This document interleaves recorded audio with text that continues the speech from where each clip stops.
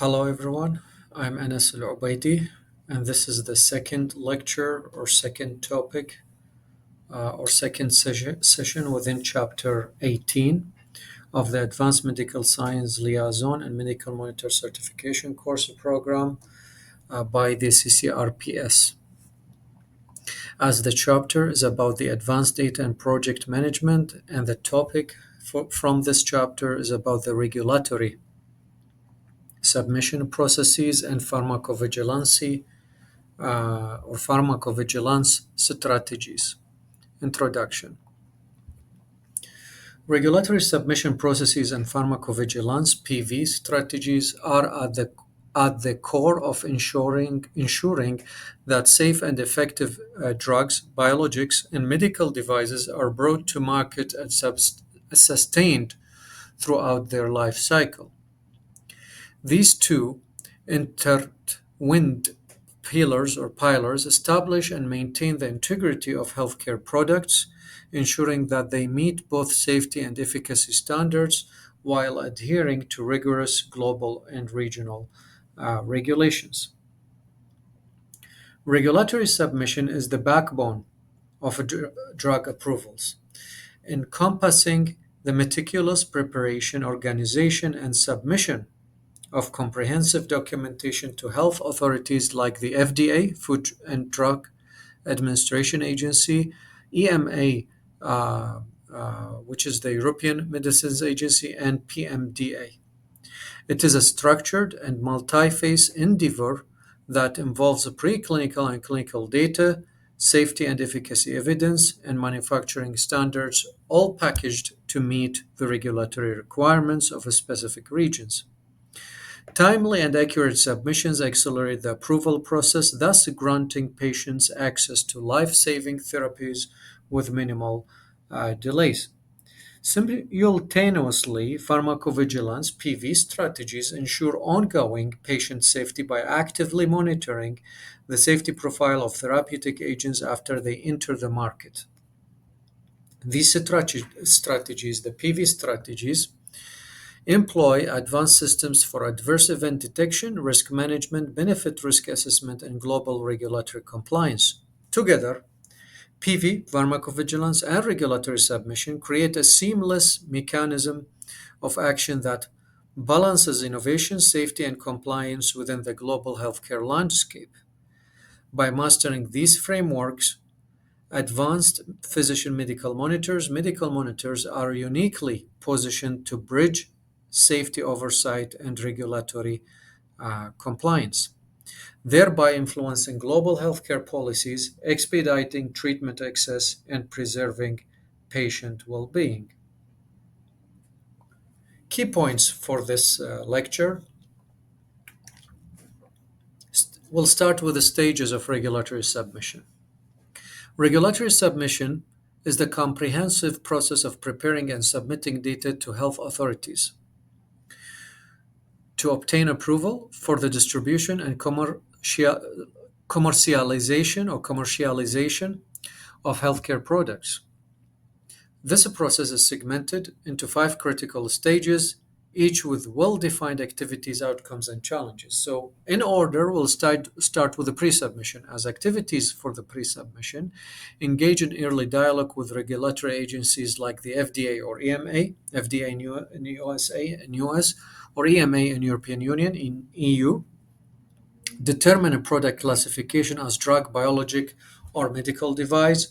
Gather comprehensive preclinical and clinical data. Those are the activities for pre-submission. Example, a pharmaceutical company seeks orphan drug designation for a rare disease therapy, consulting the FDA during the pre-submission phase to clarify regulatory expectations. The key takeaway from the pre-submission, as a pre-submission aligns all stakeholders, defines timelines, and identifies critical requirements, paving the way for streamlined submission. Then comes the application preparation for the application, as the activities compile the safety, efficacy, and clinical development data into a structured dossier, use frameworks like the electronic common technical document, its original name used to be Common Technical Document. Now, since it's electronically, so ECTD, which means Electronic Common Technical Document for formatting submissions.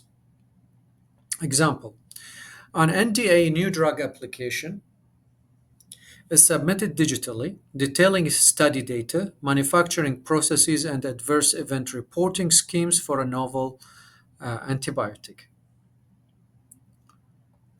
Key takeaway from it, from the application preparation, the key takeaway: well organized and compliant documentation minimizes regulatory back and forth during review stages. Then we have the next step: submission and review. Activities of submission and review: submit the complete dossier electronically, and then and also facilitate reviews by rapidly addressing follow-up regulatory questions. Example for it: the EMA in European Union conducts its marketing authority application, MAA, marketing authority application, review of an oncology drug by evaluating safety narratives, manufacturing information, and trial outcomes.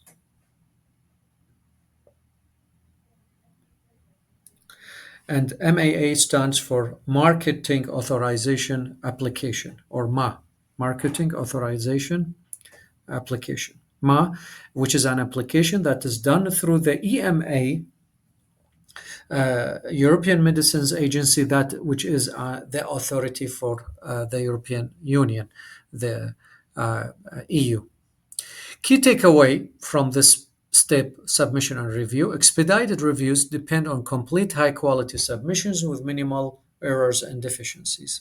Then the next step after submission and review, we have addressing deficiencies. Activities respond promptly, quickly, or instantly to questions raised by the regulators, provide missing documentation, or conduct additional studies if necessary. Example, manufacturers of a gene therapy are asked to submit additional stability data proving the long-term efficacy of the treatment under various storage conditions.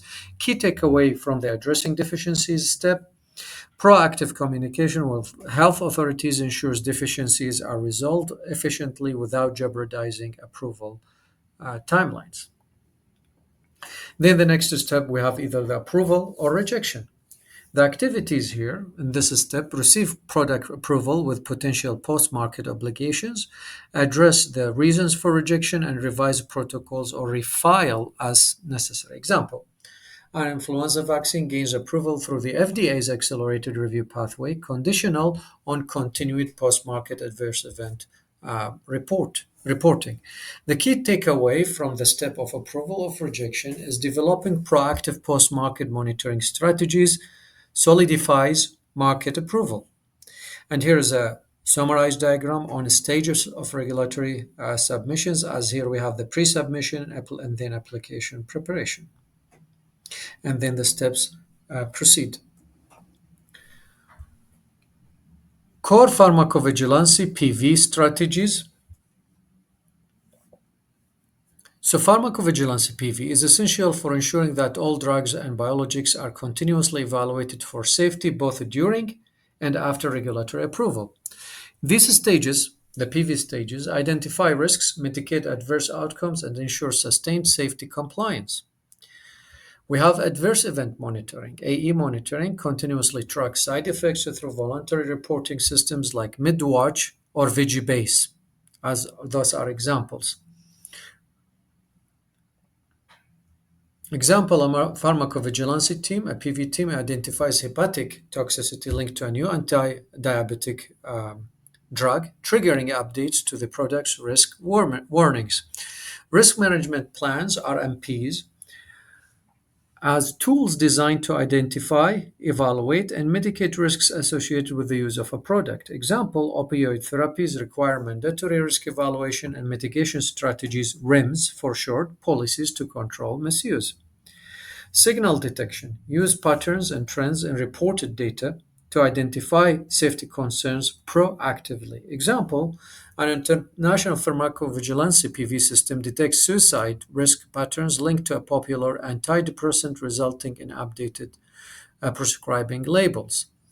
We have benefit risk evaluation, periodic safety update reports, PSURS or PSURS, which is periodic safety update reports, provide holistic assessments of the benefit and risks of marketed products. Example, the EMA in European Union reviews COVID-19 vaccine, PSURS, which is periodic safety update reports, to closely monitor any trends in adverse outcomes. We have the smart safety surveillance, three S's, three S, S for smart, S for safety, S for surveillance.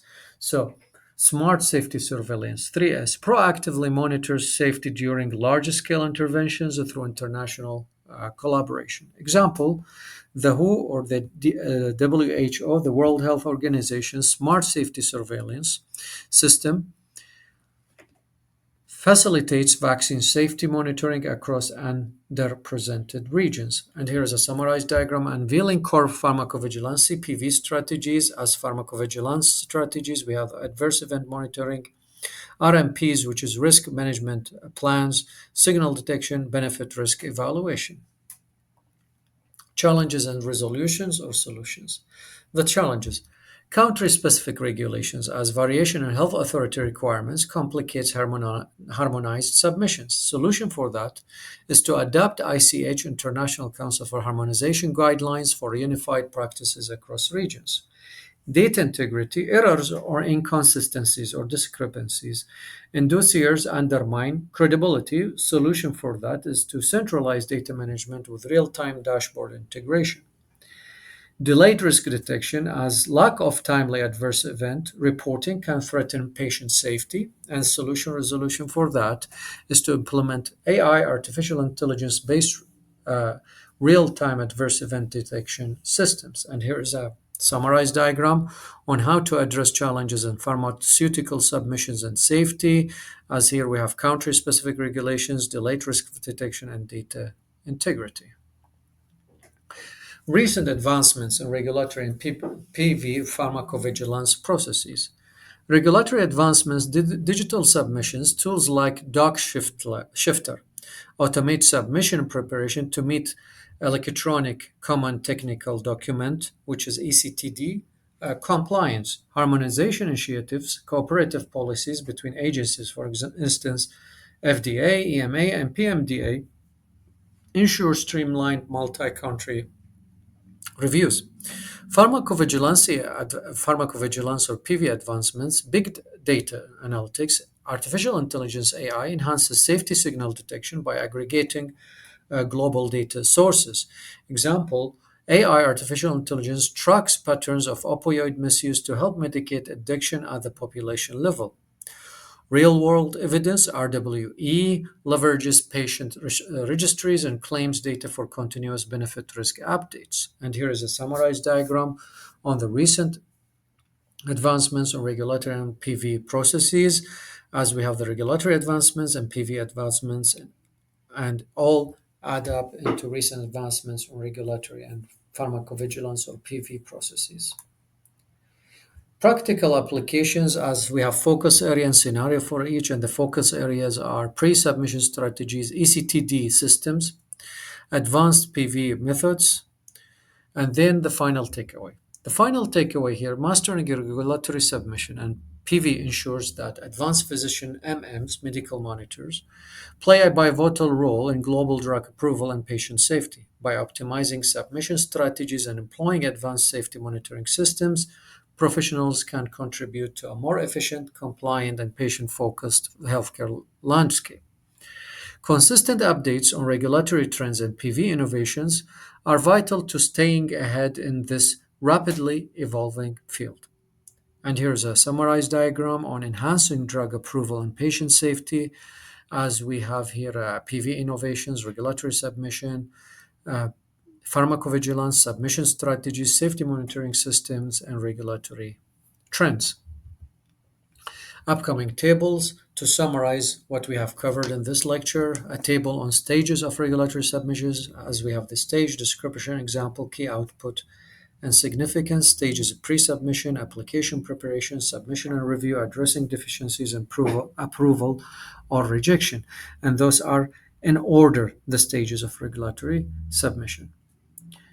Table on core PV strategies each for each description. Example: key benefit impact on patient safety, strategies, adverse event monitoring, risk management plans, RMPs, signal detection, benefit risk evaluation, smart safety surveillance, 3S. A table on challenges and solutions of regulatory submissions and pharmacovigilance. The challenge, description, impact, proposed solution, and example. Challenges are country-specific regulations, data integrity issues, human resource gaps, delayed risk detection, and then regulatory timelines. A table on advancements in regulatory processes and PV as advancement, description, use case example, key advantage, impact on process. As advancements, we have electronic submissions, harmonization initiatives, big data analytics, real-world evidence (RWE), AI, artificial intelligence powered signal detection. Practical applications in regulatory and safety processes. The focus area, scenario application for each, execution, example, outcome, broader impact. Focus areas: pre-submission dialogue, post-marketing surveillance, electronic common technical document, ECTD automation, risk mitigation plans, RMPs, or even risk management plans, RMPs, real world evidence, RWE. Application table here, scenarios for each key principle applied, key actions, timeline, what to watch out for. Scenarios: we have early orphan drug designation request, automating submission for an oncology drug, mitigating opioid misuse risks, annual update for oncology drug safety, signal detection and post-market surveillance, addressing regulatory deficiencies in submissions, tracking adverse events, AEs for a global vaccine, big data analytics for risk assessment. And then also we have rapid approval using accelerated pathways, and then harmonizing global submission for multinational trials. Then we will be revise what we have covered in this lecture through multiple choice questions or MCQs. Question 1: what is the primary purpose of regulatory submissions and clinical trials? Is it A, to publicize trial results to patients, B, to gain approval for drug manufacturing and distribution, C, to track marketing expenses for drugs, or D, to train investigators in protocol management? So definitely it's B, as to gain approval for drug and manufacturing and distribution, as regulatory submissions compile essential safety, efficacy, and manufacturing data that authorities review to authorize drug manufacturing and market entry. Question 2: which activity is part of the pre-submission stage in regulatory submissions? Is it A, submitting periodic safety updates, B, engaging in early regulatory dialogues with agencies, C, conducting stability studies post-approval, or D, addressing FDA's deficiency notes? So it is B, as pre-submission, engaging in early regulatory dialogues with agencies, as we covered when we were covering this step, the pre-submission. The example was early communication with FDA, for instance. As the pre-submission stage involves consulting regulators to define product classifications and align on study expectations prior to before application filing. Question 3: what is one key function of risk management plans or risk mitigation plans in PV? Is it A, reduce the cost of clinical trials, B, provide guidance for dosage optimization post-approval, C, mitigate identified risks associated with a drug's use, or D, replace the need for periodic safety update reports? So definitely it's about risk management or risk mitigation plans. So it's about the risks, about controlling the risks, managing or controlling the risks. So will be C, mitigate identified risks associated with a drug's use, as RMPs outline strategies to minimize safety risks for patients, ensuring ongoing safe use of approved drugs. Question 4: what is a common challenge in regulatory submissions for multinational trials? And here's the keyword: multinational. A, harmonized guidelines across all countries, B, variations in submission formats and requirements among countries, C, limited need for patient safety updates, or D, absence of preclinical data for global trials. So definitely it's B, as of variations in submission formats and requirements among different countries. As why? Because it is in multinational trials. So different regions have unique requirements, making it challenging to align submission processes globally despite efforts to standardize via ICH guidelines. Question 5, how does technology like artificial intelligence AI contribute to modern pharmacovigilance? PV, as it is one of the advancements. A, it replaces the need for human review in clinical trials. B, automates manual adverse event signal detection for efficiency. C, eliminates the requirement for risk management plans, RMPs. Or D, slows down safety reporting processes. So it is definitely B, as automates manual adverse event signal detection for efficiency, because using AI as one of the advancements here in PV strategies will definitely enhance the efficiency. So B is the answer. AI, artificial intelligence, enables real-time adverse event monitoring by analyzing large data sets, accelerating the identification of safety signals, and improving patient outcomes. And here we come to end of this lecture. Thank you very much and goodbye.